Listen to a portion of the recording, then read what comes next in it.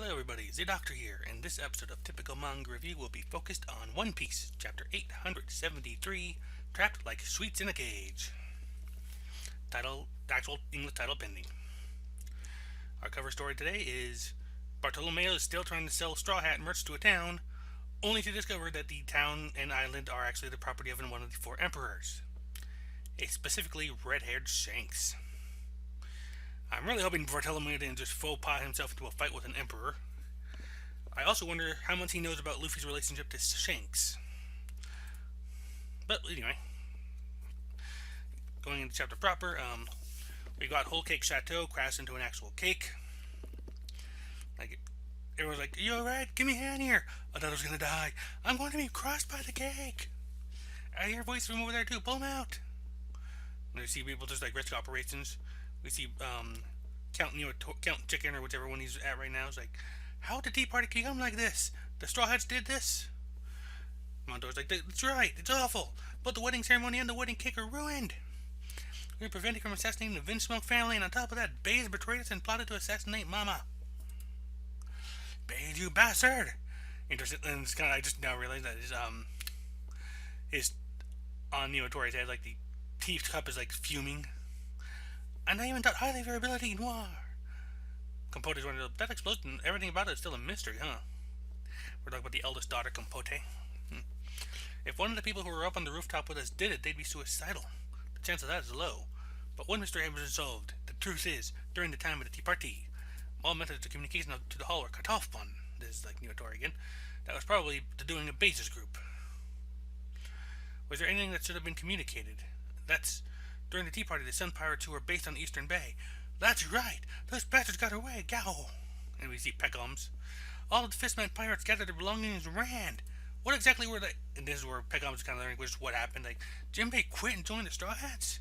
That's right, it was probably for that reason. It's clear that Jinbei withdrew from the crew in front of Mama, so as he would fly to a fire raid, signaling to his crew for them to run. It's just like Jinbei to think of such a meticulous plan. We're getting like Katakuri. "Our squads have headed out," and then basically they're getting alerted to what's going on here. It's like, and they've got squads heading in the directions that Luffy and Baze went, and they've even got a force attacking Germa. Katakuri orders Brule to come with him, and he's fully ready to do that because he wants to. "Once you took the life out of Straw Hats for me, they're unforgivable. They used me for so much," and that's exactly what Katakuri plans to do. He's going to take Straw Hat Luffy's head for himself because he feels he has to kill him before he becomes a serious threat to Big Mom. At this point, Smoothie's running, like, yelling at everyone to get as far away as they can from town. "Smoothie, what's at a town like this?" Of course, the reason she's making such a big fuss is because right behind her, Big Mom's in a food raid demanding wedding cake, and apparently she's holding opera. How she got him, I don't know, but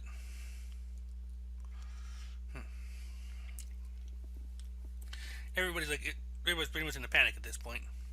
Like, but Montd'or does recognize that Big Mom was holding opera in her hand. Like, "Don't tell me you got your lifespan sucked out. Even if you're reckless, you should have known not to stand up to her. Nobody get close to her." And this point, Smoothie reminds us all that the only way to stop Big Mom when she's like this is to bring out the food she wants. But the only person who's able to remake the cake is Streusen. Well, even though he stopped the cake and made sure everybody else landed safely, he himself did not land so well. He's going to need time to recover. Time that they do not have. Fortunately, Perospero was on the case. "Mama, there is wedding cake." Like, stop, what are you saying? "There was a spare cake made, Mama. But one that was made using carefully selected ingredients to the point of making even you drool. The best wedding cake. We wanted Mama to eat it no matter what, but shockingly it was stolen by the Straw Hat crew, Paladin. Right now they're trying to escape and heading towards the southwestern bay." Wedding cake. That's right. They have it. That's right. They have it. And she should still be able to hear me to some extent. If she goes after them, it'll be killing two birds with one stone. And they're already like, but then they're realizing this might well work. But then Big Mom like comes in like horrid, scary face right on Perospero. It's like, "If you're lying, you'll definitely pay for it with your lifespan." She calls on Zeus jumps on him, and goes off flying Nimbus style, screaming wedding cake. Perispro's like, okay, this is bad. I thought it was a good idea to steer her away, but even if she takes down the Straw Hats, there's no cake. When she comes back, it'll be the end of me. But we managed to earn some time. If we are able to make a cake during that time, then they basically was like, yeah, okay, you're screwed if she comes back, but if we can make another cake, we still have hope.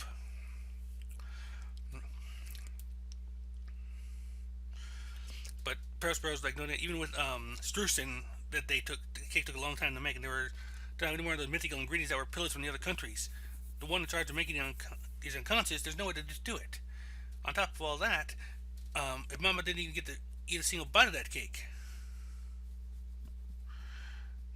like, that's the biggest problem here. Like, then this time sweet theme is the delicious cake that is filled with Mama's fantasies that she didn't get to eat. That kind of thing. Exactly who from where can make it? And Kategori's like, yeah, this is bad. At the very least, the island might well be destroyed. What happens after that is unknown. By this point, we get a call like, shall I help you? And they're all realizing it's pudding. The wedding cake this time will be a chocolate chiffon cake. If it's the taste of chocolate we're talking about, I won't lose even to the head chef. And Sister Chiffon is an expert on chiffon cakes. If it's the two of us, we can make it. It was like, but right now Chiffon is the wife of our enemy Bays. Oh, she'll definitely listen to me. And they're like, oh crap, it's evil pudding. Truthfully, the ingredients we need at this time are at the entrance to our territory in Chocolate Town and Choco Island. We must gather their ingredients there. For mythical ingredients, there are actually some in reserve. And basically, she tells Perispro after Mama destroys the Straw Hats, direct her to Chocolate Town. I will subdue her. Perispro's like, you're really saving this pudding, but I was disgraced by Sanji. If she gets rid of him for me, I'll have to at least reward her. Meanwhile, we go back to our team. Nami like, sorry everyone, Pursuer will be after us. Hey, don't talk all high and mighty while riding on Jinbei's back. But Luffy, Sanji doesn't mind, because Nami-san is cute. And Nami agrees, I'm cute and delicate. Getting through here is the shortest way out of the seducing woods. Of course, they worry about going to the woods again, but it's like, hey, what's that? Like, we see someone like talking to, turns out King Bomb is still alive. He's like, my seems hurt, Lady Tree. They'll close up very soon. Nami's like, she's actually glad to see him. King Bomb, you're alive. What? Oh, remember this, you bastards. And basically, Nami's, they're being... But wait, didn't Lola's river card get taken from you? Only one half of it. I cut it into 2 pieces. Oh, that's serious fast. I mean, since he's a master of seducing woods, we can go right through the forest. And the Lady Tree's like just screaming after him, Ken-chan. Yeah. A chest troop is like confirms that the Straw Hats have been confirmed. And they start pursuing them, but before they can get too far on it, we hear a big cry, wedding cake! And from directly above them comes Big Mom herself, riding on Zeus. Prometheus presumably somewhere close by, but Napoleon, angry-faced, wielded it in her hand. And she's demanding to hand over the cake that they do not have. And that is where the chapter ends. We also have a break coming up next week, so we won't be no. Okay, it looks like it'll be a One Piece in general be on break next week, and then Jump itself may be on break the week after that. The week after One Piece comes back again. Anyway, let's see here. Just kind of going back a little bit. I said I love, probably the most compelling thing for me is the cover story, just because we're actually seeing Shanks, a mention of Shanks again. On top of that, like wondering just what's gonna happen with him and Bartolomeo, because I'm willing to bet that Shanks, he doesn't know about Shanks' relationship to Luffy, because that's not a well publicized detail.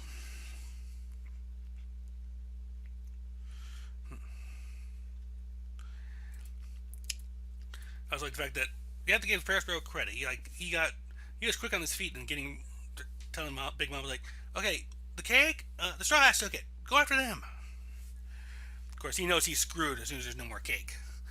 But hopefully they'll get it. And this kind of feeds into like a long-running theory that some fans and people have had that before this is done, Sanji is going to be the one who makes the wedding cake. He's going to make a fantastic cake on the spot that will satisfy Big Mom forever.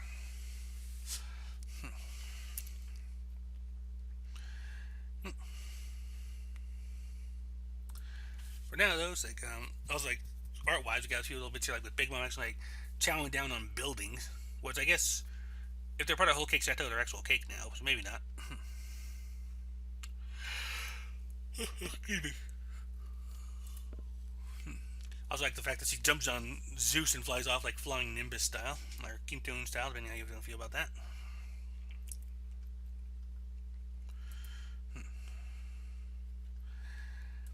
So it looks like we're kind of getting. I wonder what's. I said there was some mix-ups on this. I think in the initial discussion on just what was going on with mention of chiffon. Because I know I first thought it was going to be just you're just talking about chiffon cake, but apparently she's going to get chiffon specifically, like get her from Baze to help her.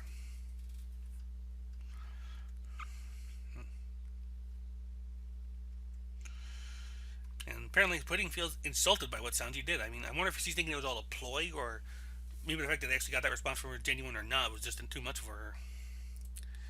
Right? And I am truly glad that we are not seeing the end of King Bomb or his Arborean puns. He is back in business.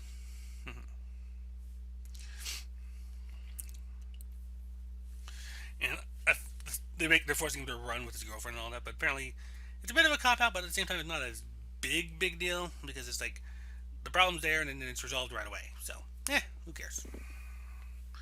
It's a bit of a cop out, but depending on the next chapter or two goes, it's probably not going to be like a big deal. The thing that kind of strikes me is like, wouldn't the Big Mom Pirates have had plenty of time to do something with the Sunny, like move it or loot it or something like that? I mean, why leave it where it was? I mean, is that what's going to happen? Are they going to get there and the Sunny's gone?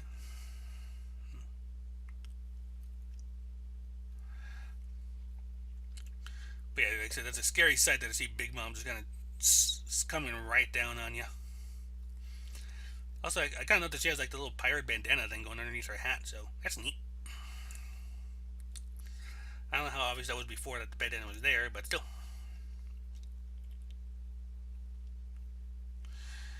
Wonder what the Straw Hats will do, because like they can't fight her completely. Like they might be able to get a shot in, maybe slow her down, slow her up a little bit, but they can't like take her on in a straight fight. I think it's already been well established. Let's see here, going back in art wise, from back to front. They said the shots of Big Mom here are pretty good ones. I like the one where she's like charging right down at them, and also when she's flying off. I think I mentioned those already, but they're worth mentioning again. Big Mom's scary face is always a sight to behold when she throws it on her eldest son. She's just out of her gourd right now, and like as Katakuri notes, the thing that she craves right now is something she didn't get to actually eat, so she has no idea what it actually tastes like, but she was expecting it to be awesome. So that's going to make things very tricky. But we all know Sanji is up to the task, so whatever else happens, that's going to be what we get. Alright, so I'm going to go ahead and call the review here. That's going to be that was One Piece chapter 873, Trapped Like Sweets in a Cage. Until next week, see you later and bye-bye.